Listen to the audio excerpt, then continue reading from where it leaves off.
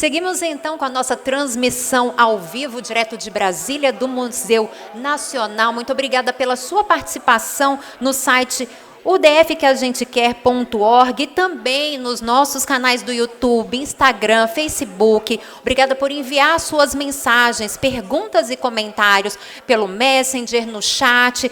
Todas estão sendo lidas e selecionadas aqui pelo nosso time e vão ser repassadas aos nossos moderadores e palestrantes para serem respondidas após o evento. Muito importante a sua participação. Continue ligado aqui na nossa transmissão ao vivo. E para compor o próximo painel, convidamos os senhores Rui Tertuim e Alexandre Bittencourt, líder e membro do Eixo de Cidadania e Desenvolvimento Social do CODES-DF. E como debatedores, convidamos a doutora Luciana Yucchi, juíza do TJDF, e o professor Luiz Afonso Bermudes, diretor da Faculdade SENAC. Para mediar, convidamos Bruno Melo, jornalista da Rádio CBN Brasília. Olá, senhores, boa tarde novamente. É um prazer fazer parte desse segundo painel aqui para mim hoje, para falar sobre cidadania e desenvolvimento social. É o tema que a gente pode dizer que é o mais frequente, inclusive, no meu dia a dia, como apresentador, jornalista da Rádio CBN. A gente lida diariamente com as demandas da população e que clamam por melhorias nos serviços, na garantia dos direitos de maneira geral. Então, acho que vai ser uma excelente oportunidade para a gente lidar com isso hoje aqui. Eu gostaria de passar a palavra para o nosso apresentador do Eixo, o Rui Tertuim. Meu caro, muito obrigado. Obrigado, Bruno. Boa tarde a todos aqui presentes, todas também. Óbvio, né, como todos os nossos colegas anteriormente que estiveram aqui, nós não vamos reclamar do tempo, mas vamos dizer o seguinte, que para o nosso eixo, que é o eixo de cidadania e desenvolvimento social, ele engloba aí, inclui aí grandes eixos, como o eixo de cultura, o eixo de educação, o eixo da saúde, a Câmara de Saúde, Câmara de Educação, a Câmara de Cidadania, a Câmara de Segurança, e a Câmara de Cultura da Paz e Não Judicialização. São temas extremamente ricos, né? Com todo o perdão aos outros debatedores e outros painéis, eu acho que esses são os principais temas que nós temos aqui para tratar, né? Na realidade, nós temos aqui pilares básicos de qualquer sociedade, né? Mas, enfim, são temas bastante ricos e, na realidade, nós vamos jogar aqui uma provocação, porque nós pegamos os temas mais abrangentes, e daí nós vamos para as discussões futuras lá fora, porque senão nós ficaríamos aqui hoje o dia inteiro, acamparíamos e só sairíamos daqui na semana que vem. Então, nos reunimos nos encontros de discussão, focados no nosso eixo estratégico de cidadania e desenvolvimento social, que envolve os eixos de saúde, educação, segurança, cultura da paz e não judicialização. E nós, então, chegamos à conclusão, não está colocado aqui, mas que, vislumbrando um DF harmonioso, inclusivo e seguro. No segundo ponto, almejamos ver escolas com horário de tempo integral, a exemplo de outros países. Em terceiro ponto, cursos profissionalizantes em todos os segmentos. Acesso à saúde desde do pré-natal, em quarto ponto. Óbvio que aqui é saúde de uma forma totalmente abrangente. O transporte digno para aqueles que dependem de condução. E aqui eu faço um parêntese para dizer o seguinte, que incrível, porque os eixos eles não se comunicaram durante todo esse processo. As câmaras, só as câmaras de cada eixo. E aqui nós vimos em quase todos os...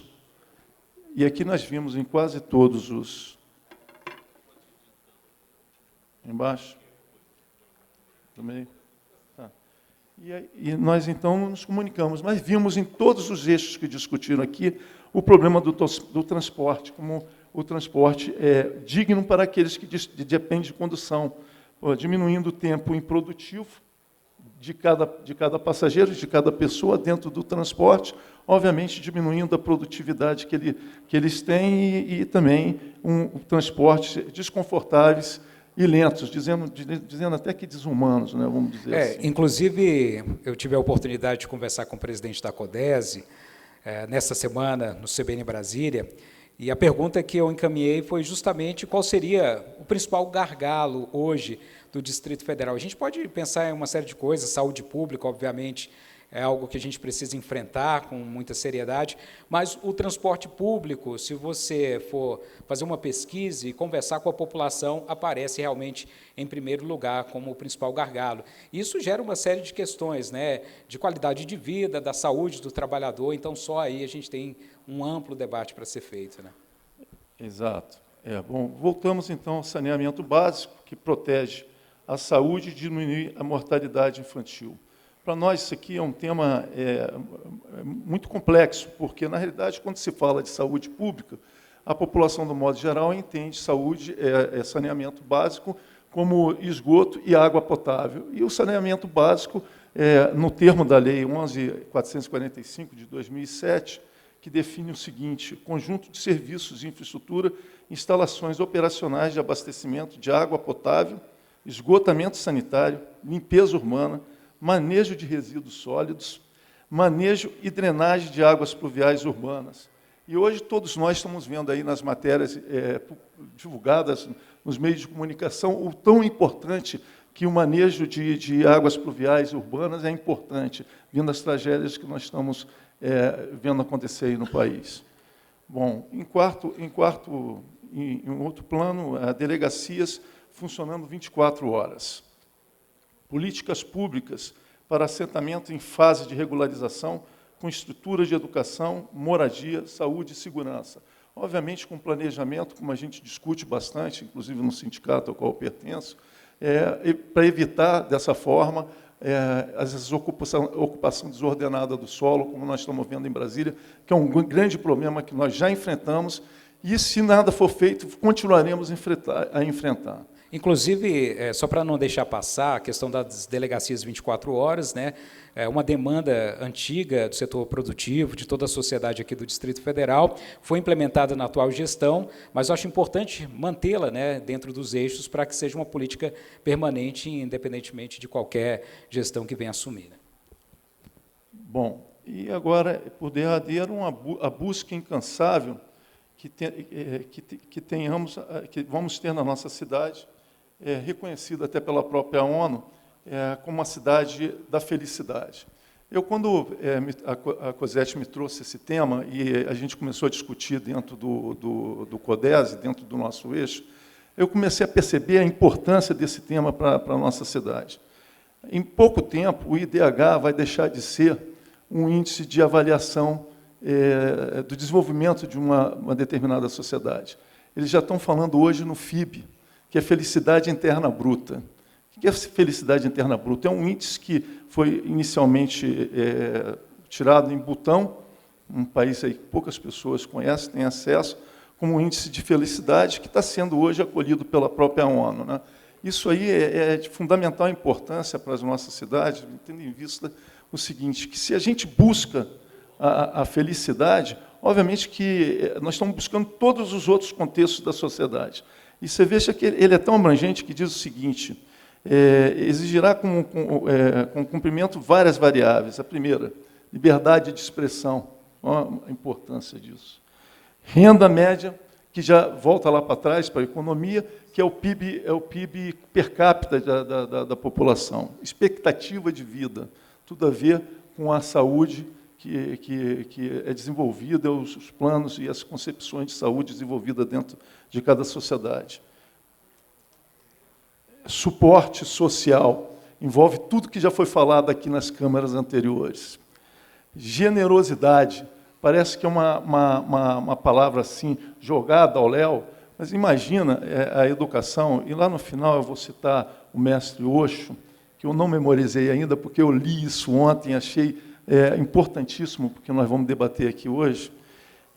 A generosidade é tudo, né, dentro da concepção, e a ONU trata isso com bastante ênfase. Segurança, não preciso dizer mais nada, e percepção de corrupção. Então, são temas que a gente tem que abordar e discutir amplamente, porque dentro dessa contextualização da saúde, da segurança, da educação, da cidadania, da cultura da paz e não judicialização, nós estamos aqui, quem já foi em Barcelona e conheceu a Sagrada Família, assentado em alguns pilares. E lá você tem um pilar assim que ele simula um tronco de uma árvore que ramifica em vários galhos. Esse ramo central, eu faço uma analogia, que é a educação, é o pilar básico onde de todos eles se ramificam, e nós vamos falar aqui no decurso da nossa conversa, que vai ser bastante proveitosa com os nossos debatedores, que eu agradeço a presença, estão aqui. No sábado, o professor Bermudes, inclusive, disse que ele tem um patrão, e o patrão dele no sábado é bravo, e ele está aqui à disposição de nós para trazer o conhecimento e toda a experiência dele ao longo desses anos todos. A doutora Luciana, que também aceitou de pronto o convite, trazendo a experiência dela, o trabalho social que ela vem desenvolvendo dentro do Distrito Federal. E aí, então, agora podemos passar... Vamos colocar os nossos debatedores aqui na conversa. Doutora Luciana, eu acho que o grande desafio desse nosso painel, e que a gente precisa destacar com muita atenção, é sobre acesso a serviços, né? A gente está falando acesso ao serviço do transporte público, acesso ao serviço da saúde, da segurança. Mas, até para provocá-los sobre isso, como garantir isso de uma forma num Distrito Federal que é sobremaneira desigual? A gente está falando de uma Brasília que tem o IDH, usando até um dos indicadores que a gente tem hoje, elevadíssimo, mas de áreas aqui no Distrito Federal que possuem desenvolvimento muito baixo, e até pouco tempo atrás tínhamos aqui no Distrito Federal a maior favela, né, horizontal do Brasil, no Sol Nascente. Então, como você vê essa questão do acesso aos serviços, enfrentando essa questão da desigualdade histórica do DF? Então, boa tarde a todos. Primeiramente, é um prazer estar participando aqui pela segunda vez desse evento, né, o DF que a gente quer. E, assim, Bruno, as suas colocações são muito importantes, a gente refletir sobre isso. Né? Eu, como juiz, eu recebo a política pública já descumprida ao seu extremo, né, que acabou sendo judicializada, e todas essas questões que o Rui comentou, a gente já tem judicialização na área de educação, questão da criminalização do transporte pirata, que é uma realidade que a gente vive hoje no DF. Sou juíza na circunscrição, na cidade do Itapuã, que é uma das cidades mais pobres aqui do DF, então eu convivo com essa realidade no meu dia a dia da jurisdição. Então, eu entendo que a gente tem que trazer a sociedade para participar, e aí a importância de iniciativas como essa, discutir, debater. Muitas vezes as políticas públicas elas são criadas e planejadas sem a participação de outros atores da sociedade e de outros interessados. Então, é importante a gente debater para trazer soluções conjuntas. Eu acho que aqui, nesse nosso espaço de fala, é um espaço de debate, de reflexões, que a gente não vai trazer respostas prontas, a gente não tem respostas prontas para isso, né? São problemas que durante anos têm se desenvolvido. Eu acho que a gente tem que trazer, sim, essa participação popular, criar aí conselhos, né? Na área de educação, eu vou citar só um exemplo aqui, que eu estou trabalhando diretamente nisso hoje. A gente tem uma ação civil pública que tramita há 40 anos, ela vai completar 40 anos, em que se pede o direito à creche.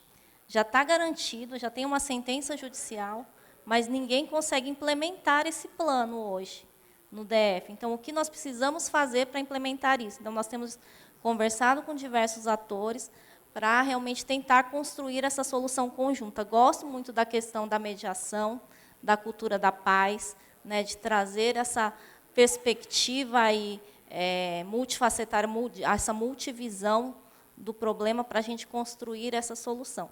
E esse problema do direito à creche é um exemplo, assim, 40 anos numa discussão, o judiciário consegue impor ao DF que crie mais vagas? Não consegue.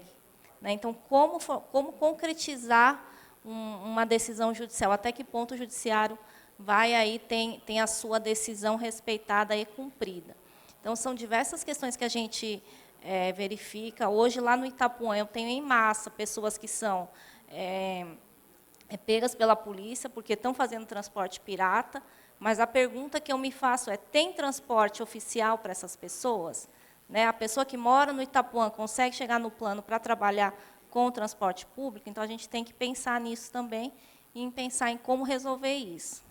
Eu acho que é um desafio para todo mundo, principalmente quem é morador da área central, do plano piloto, tentar se colocar no lugar também das pessoas que estão nas regiões administrativas, né? São realidades muito diferentes, e quando a gente tem esse posicionamento de empatia, eu acho que a gente passa a entender melhor desses problemas.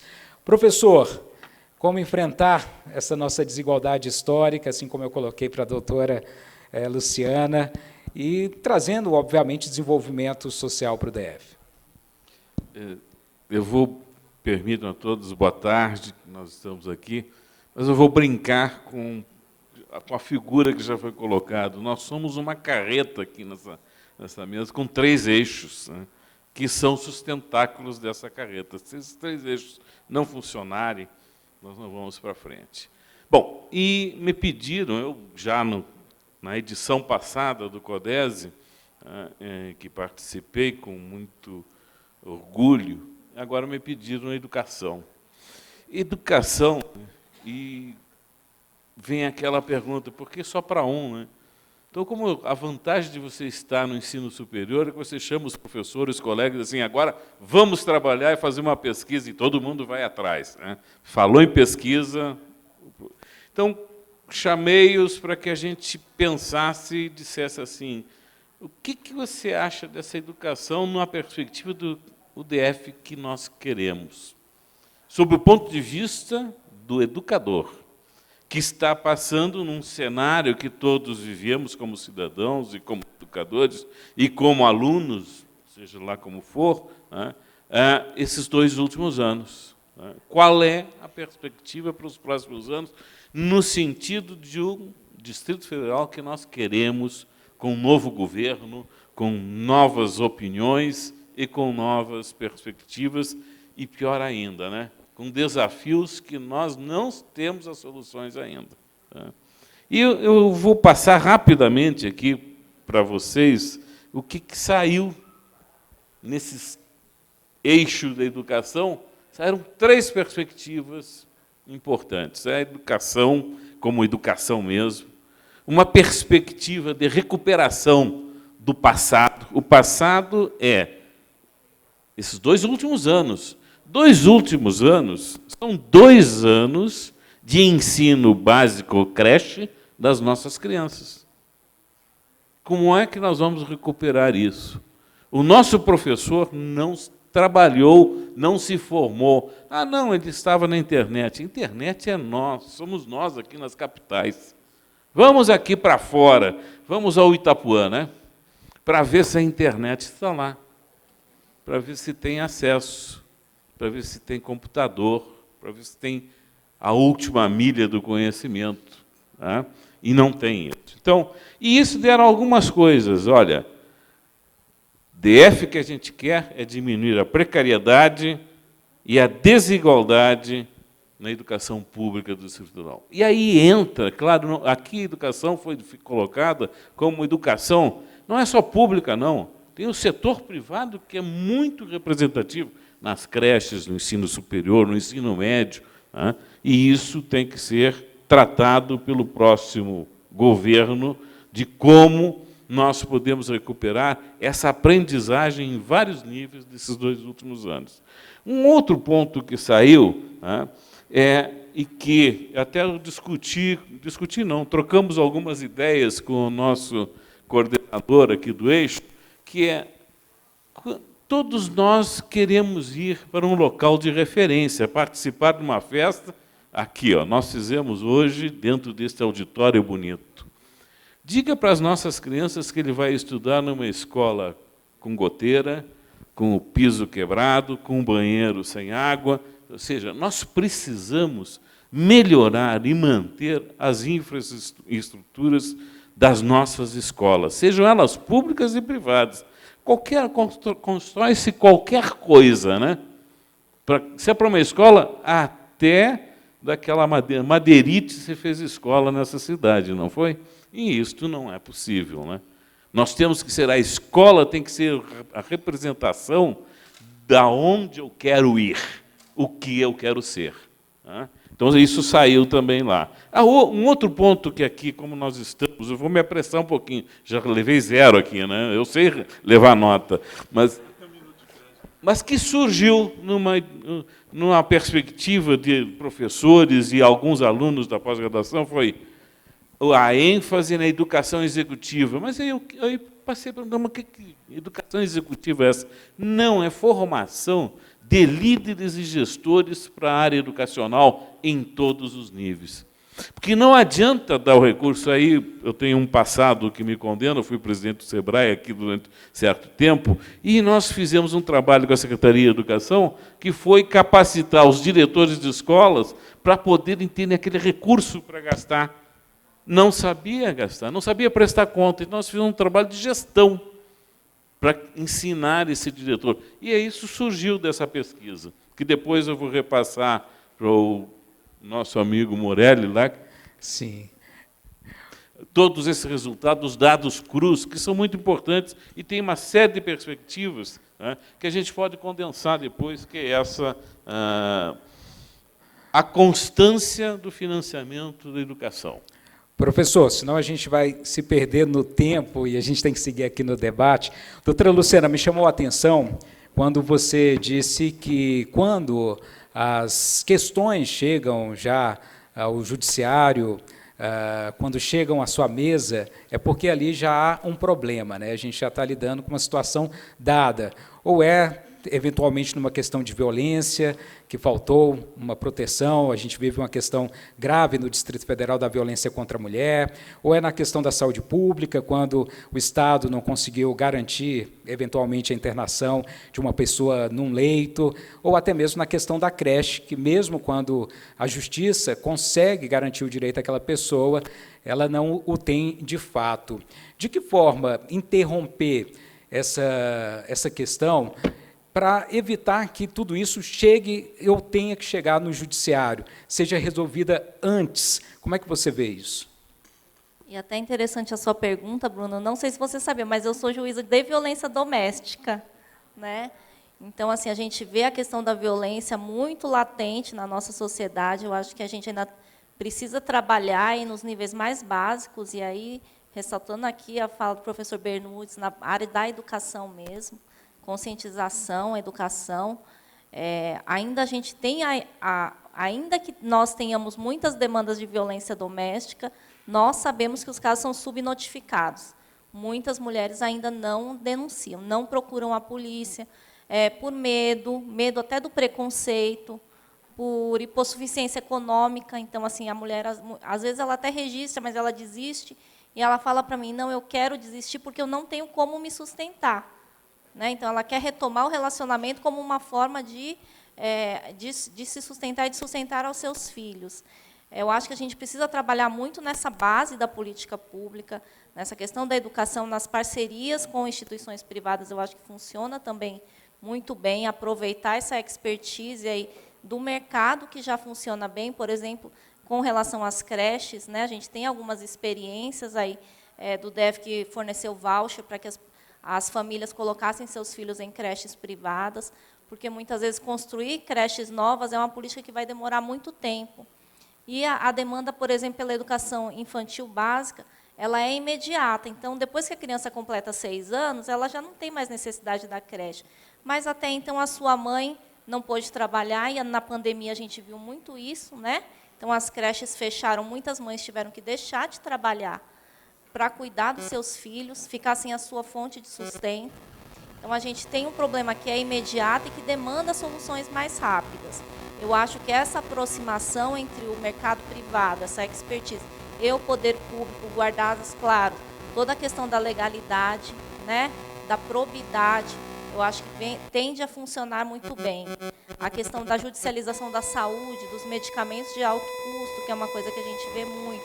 Então, a gente tem que trabalhar isso melhor no sistema de saúde, trazer aí estudos mais aprofundados com relação a medicamentos que podem ser usados, a tratamentos que podem ser usados alternativos, né, para evitar realmente que chegue essa judicialização. Porque, na verdade, o Poder Judiciário vai analisar as questões individualmente, mas é preciso pensar coletivamente no impacto que uma decisão minha, dando vaga à creche para uma criança, eu estou tirando a outra da fila, né? Eu estou tirando a oportunidade de outra família. Então, a gente tem que pensar nesse equilíbrio do sistema, esse equilíbrio está fora da justiça. Eu acho que, na verdade, as decisões individuais vão trazer um desequilíbrio para isso, e a questão da política pública não pode ser judicializada. Eu acho que, basicamente, é isso que a gente tem que fazer. Eu fico muito feliz de ter uma pessoa assim à frente de decisões importantes no que diz respeito à violência doméstica aqui no Distrito Federal. É talvez um dos maiores problemas que a gente vive aqui no DF, fruto muito de desigualdade também, de falta de condições em muitos espaços, mas é uma dimensão que a gente precisa trabalhar com muita seriedade, porque realmente não dá para aceitar a quantidade de feminicídios e de outros crimes que a gente vive aqui no DF, né? Bem, professor, a gente está vivendo um momento crucial agora de retorno, né? E isso tem sido também de muita novidade para os alunos que estão tendo os reencontros com os colegas nas salas de aula e talvez terão também que se readaptar. Passaram por um momento muito complicado, assim como todos nós, de pandemia, muitos começaram a estudar e não tiveram contato devido com os colegas. E a gente está vendo dimensões que talvez tenhamos até que nos aprofundar mais sobre isso, por exemplo, da situação que a gente está vivendo atualmente no DF, até de violência nas escolas, que, para alguns especialistas, pode ser até uma dimensão de algo relativo a esse tempo que a gente ficou com os alunos fora da sala de aula, no sentido deles perderem referências e algo importante. Qual que vai ser o desafio daqui para frente, quando a gente coloca no DF que a gente quer, para lidar com esses meninos, meninas, adolescentes, crianças e até adultos que estão retomando num período tão complicado e precisam ter uma perspectiva? Eu acho que o melhor lugar para dar essa perspectiva é dentro da sala de aula, né, professor? Para não demorar, vou pegar o seu microfone. É seu microfone, hein? Eu não sou bom de rádio.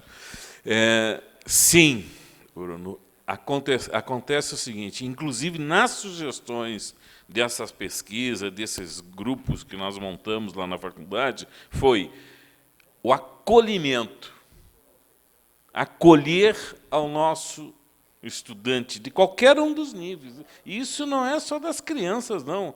Você vai ver isso no ensino médio, ver isso no ensino superior, né? De ter profissionais nas escolas que façam e tratam este acolhimento nesses próximos anos, no próximo mandato de um governador, né? Porque é como ter o atendimento psicológico ao aluno, e não é só ao aluno, ao professor também. Esse contato, né, esse tempo, são 2 anos, pessoal, que a gente estava se vendo aqui nessas telinhas, nesses quadradinhos. Agora nós voltamos. Então, as disputas, os embates, as discussões se resumiam ao microfone e à tela. E agora, no meio do pátio, na sala de aula, na biblioteca, no laboratório, como é que vai acontecer isso? Então, esse tratamento do jovem, do professor, isso tem que ser feito por profissionais. E isso apareceu também na nossa pesquisa, de que, olha, recomendar esses serviços de atendimento nas escolas, nas faculdades, escolas de todos os níveis, né? Tá? Ruider, por favor. Bom, como eu disse, nós estamos aqui em 4 câmaras extremamente importantes, que são as bases de qualquer sociedade no mundo inteiro. E, obviamente, que eu sempre destaco a educação como a base mais firme, mais sólida de qualquer sociedade, porque tudo depende dela. As outras todas ramificam da educação. Acho que, como no saneamento básico, cada real que a gente investe no saneamento básico, nós economizamos 4 em saúde. Na educação, eu não sei qual que é a cifra, mas cada real que nós investimos em educação, nós vamos economizar uma enormidade de recursos em segurança pública, em saúde, em todos os demais segmentos da sociedade. Eu gostaria de fechar a minha fala citando uma pessoa que não é brasiliense, mas, para mim, ele era um brasiliense de coração, que é o Renato Russo. Então, trazendo da ficção, da música Faroeste Caboclo, ele, num trecho, dizia assim, quando João de Santo Cristo chega em Brasília e fala o seguinte,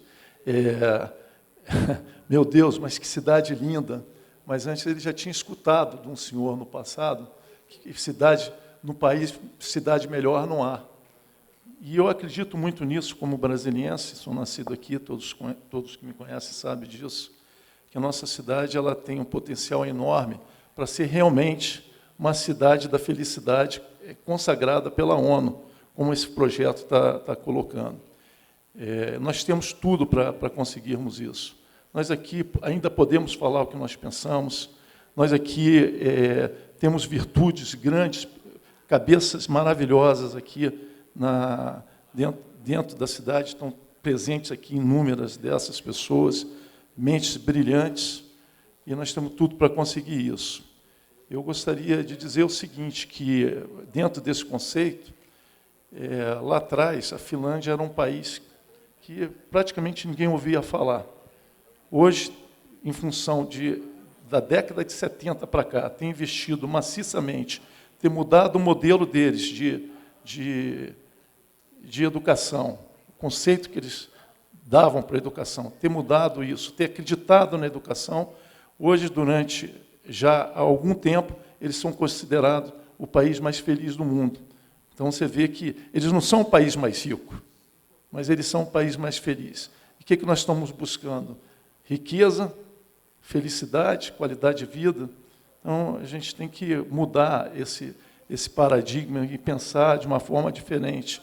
Numa exposição, uma vez, lá no CODESE mesmo, outra reunião, colocou-se lá um jogo, um quebra-cabeça, e aí, quando muda-se uma peça, na primeira formação, todo mundo conseguiu resolver muito rápido, mas quando mudou a peça, as pessoas, já focadas naquele ponto, elas não conseguiam mais resolver.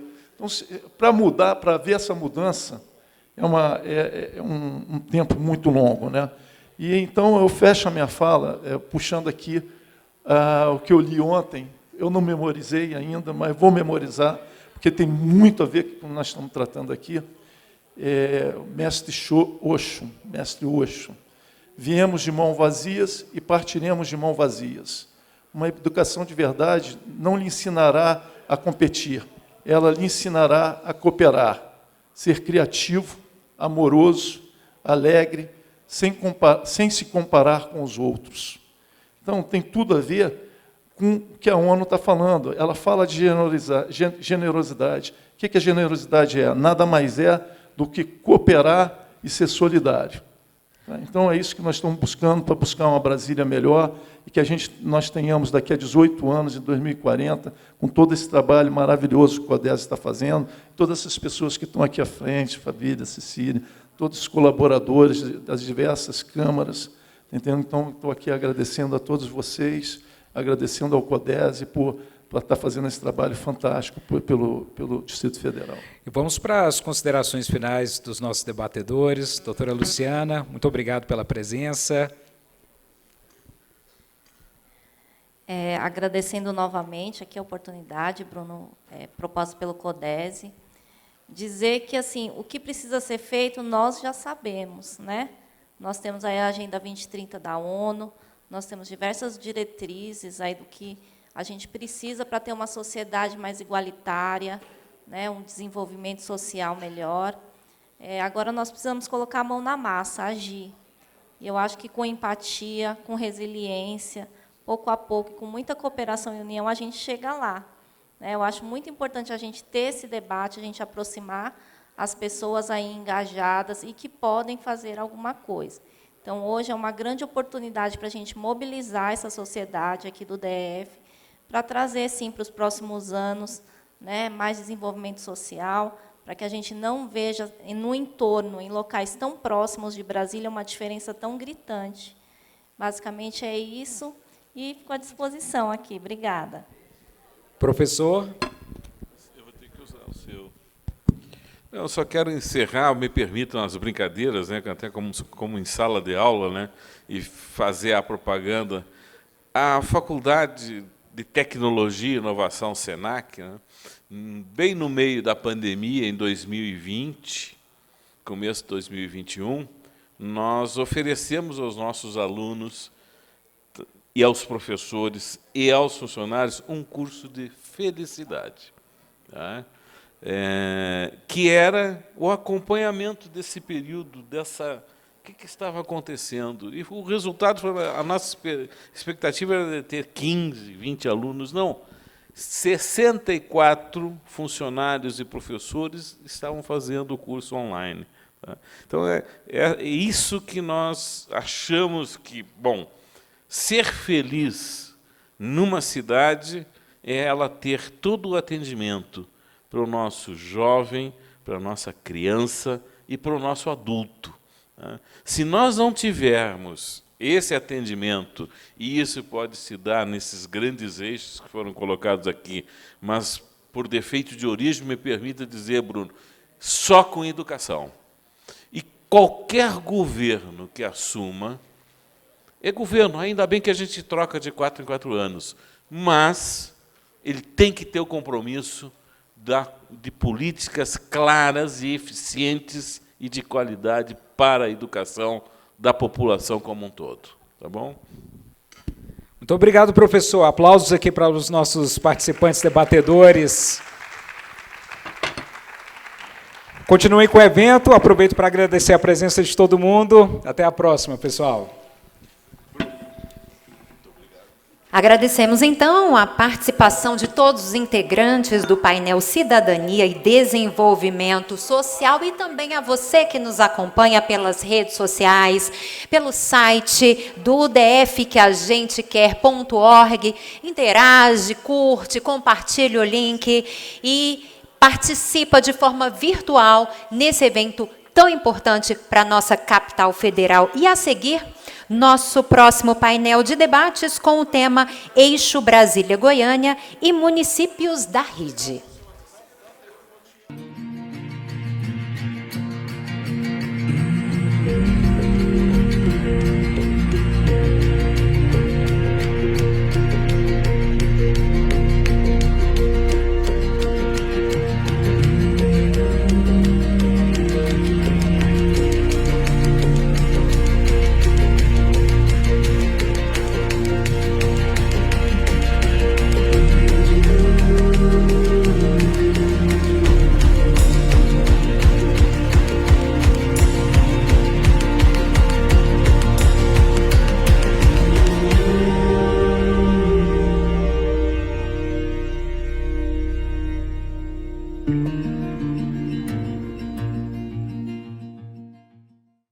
Foi um ano de muitos desafios e nessas horas a gente se surpreende com nossa própria força para seguir em frente. O BRB se firmou como um banco cada vez mais presente e humano, que cresce nacionalmente, mas sem nunca esquecer suas raízes. Queremos um ano novo cheio de boas surpresas e para isso, conte com um banco eficiente, competitivo, completo, que nunca para de inovar por você. Surpreenda-se ainda mais com o BRB em 2022. Lembram de mim? Eu sou o Terrinha. Eu cresci. As oportunidades da TerraCap também. Você tem que aproveitar. Não perca as super vantagens que a TerraCap oferece para regularizar o seu imóvel. E o investimento que você faz para regularizar sua propriedade, a TerraCap devolve em urbanização e infraestrutura. É imóvel legal, tranquilidade para você dormir em paz e segurança jurídica para o seu negócio e para a sua vida. Aproveite a venda direta e regularize já. Eu volto, trazendo mais notícias boas. A TerraCap investe em você.